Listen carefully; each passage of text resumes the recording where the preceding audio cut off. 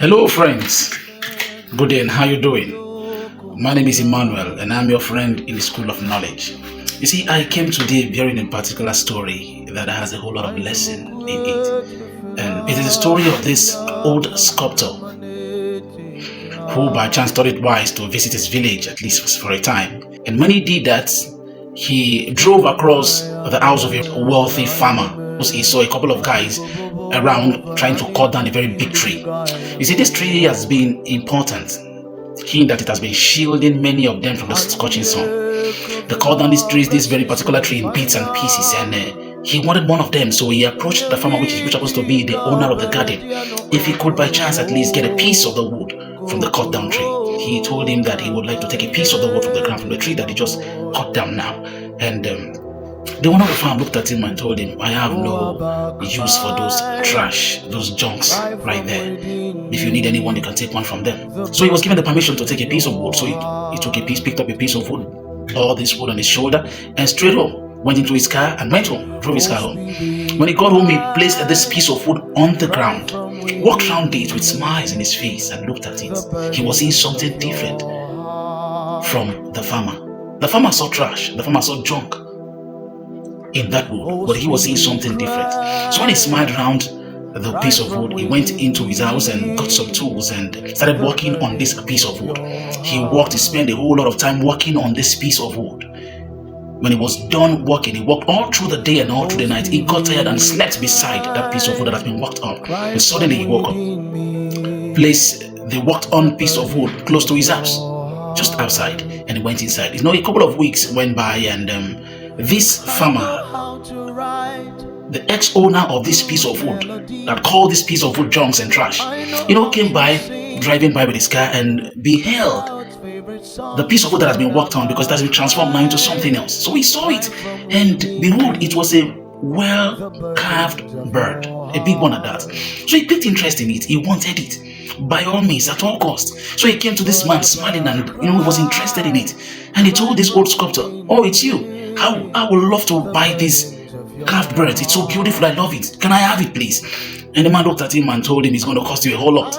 And he told this old sculptor he's willing to pay anything. Just name your price. And the old sculptor gave him a very high price, and he bought it. Now listen, when he bought that carved bird for that high price, he carried the carved bird, held it in his chest, and he was so happy, put it in his car and went home with it. And right there in the mind of this old sculptor, he looked at him and said to himself, "You once called this trash and junk, but right there I saw a potential in that tree, in the tree of being a very beautiful carved bird, and now I'm making a whole lot of money from it." You see, this brings me close to most of us today, humans created by God. Nobody was created to be poor. No man living on this earth was created by God to be useless.